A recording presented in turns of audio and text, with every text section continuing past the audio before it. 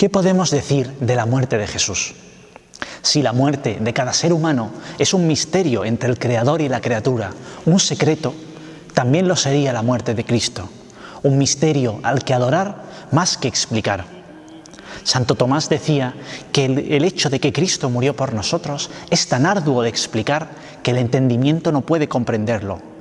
Dios ha hecho con la muerte de Cristo algo más que nosotros no podemos entender. El Viernes Santo ha sido entendido tradicionalmente como un día de luto, un día de dolor. Sin embargo, en medio de las tinieblas sigue brillando la luz.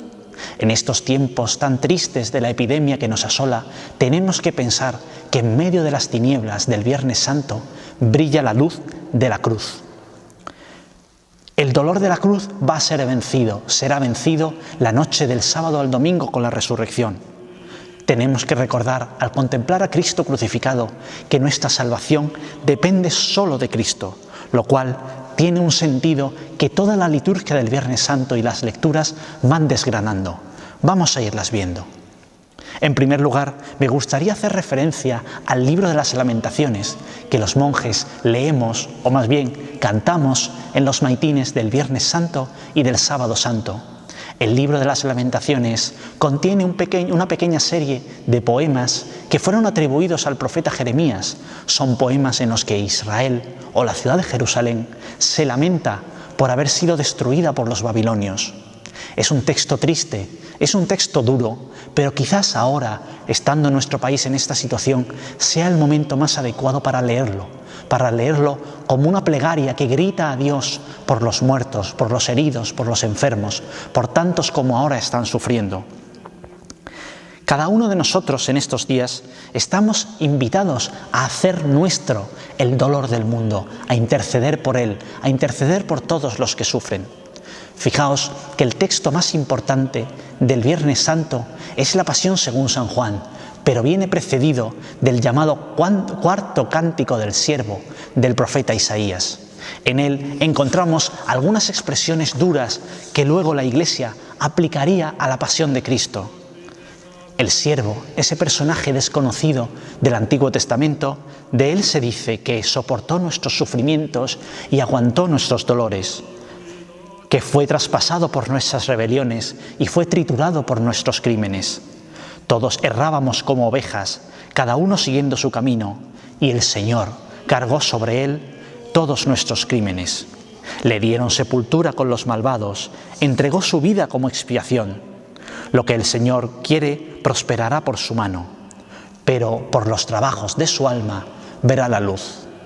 Os invitamos a leer todo ese capítulo 53 del profeta Isaías, que también retrata en misterio, como adelantándolo, la muerte de Cristo. Jesús es el siervo y hoy, como entonces, sigue sin figura y sin belleza, despreciado y olvidado en los olvidados y los despreciados de hoy. Tenemos que recordar aquí esa globalización de la indiferencia que tanto recuerda el Papa Francisco.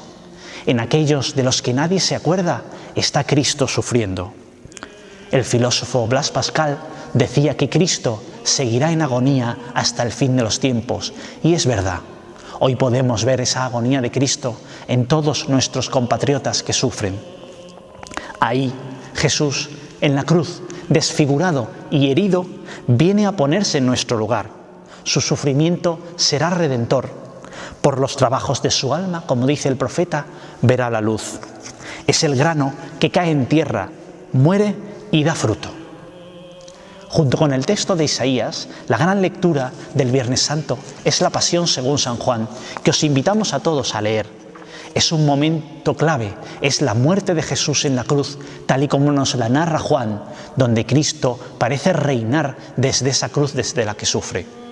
Os invitamos a leerla como un testimonio entre nuestras conciencias. Delante del tribunal de esas conciencias nuestras, Jesús sigue siendo juzgado por los sumos sacerdotes y por Pilatos, y es en nuestra vida donde el proceso se decide. Ninguno de nosotros puede quedar indiferente, pues Jesús ha muerto con todos. Por ejemplo, el pueblo, es decir, los que están allí delante del proceso de Jesús, gritan: «Fuera, fuera, crucifícalo». Eso lo decimos nosotros cada vez que con nuestras palabras o con nuestras obras negamos a Cristo. En el texto de la Pasión según San Juan hay quizás un momento especialmente duro que suele pasar desapercibido.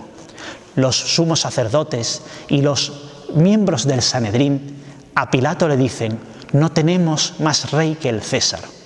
Es la gran apostasía de Israel. Israel tenía solo un rey, Dios, en el Antiguo Testamento, y a través de él su ungido, el rey de Israel. Aquí los israelitas reniegan incluso de la divinidad, reniegan incluso de Dios y dicen que su rey es el César.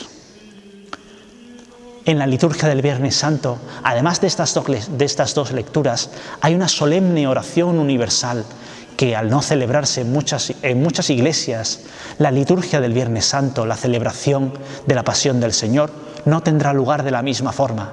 Sin embargo, os invitamos hoy a rezar especialmente por todos los que sufren.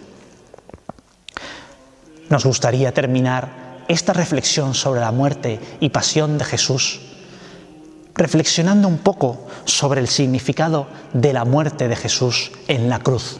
¿Qué significa que Jesús haya muerto en la cruz? La muerte de Jesús tiene un significado, como os hemos dicho, a la luz de la resurrección. A partir de la resurrección, la muerte de Jesús deja de ser una tragedia, algo que los discípulos temían, para convertirse en la palabra de la cruz, como dice San Pablo, en algo salvador. Por medio de la cruz, Dios entrega a su Hijo al mundo, implicándose con el sufrimiento y ofreciéndose a sí mismo. Por eso podemos decir que en la cruz conocemos a Dios. La actitud cristiana ante el dolor es muy distinta de la de otras religiones. El budismo, por ejemplo, pretende suprimir el dolor, anular el sufrimiento. Algunas ideologías, como el marxismo, pretenden suprimir el dolor mediante las transformaciones sociales. El Dios de los cristianos, el Dios Padre de Jesucristo, no suprime el dolor, lo asume, lo carga sobre sí por todos los hombres. Por eso dice San Pablo que Dios estaba en Cristo reconciliando al mundo. ¿Qué significa? Que Dios en ese momento asume sobre sí lo que había creado, el mundo y el género humano, y soporta sobre sí la historia que los hombres hemos hecho con ese mundo. Una historia tantas veces de infidelidad, de violencia, de pecado. Por eso podemos decir que Dios es, en la cruz, solidario, porque sabe del morir de los hijos. Vencedor, porque destruye el valor perenne de la muerte y, sobre todo, reconciliador. La cruz se convierte de signo de condena en signo de misericordia, de perdón y de unión entre Dios y los hombres. Así, podemos concluir que la cruz es el don de Dios, el don que Dios nos hace de su Hijo, para que en su sangre podamos tener vida y sustraernos de la muerte. La cruz es ahora el templo de la misericordia, el trono de la gracia. La Pasión según San Juan resalta que Cristo reina desde la cruz, desde donde brotará la vida divina que surge de las entrañas de Dios.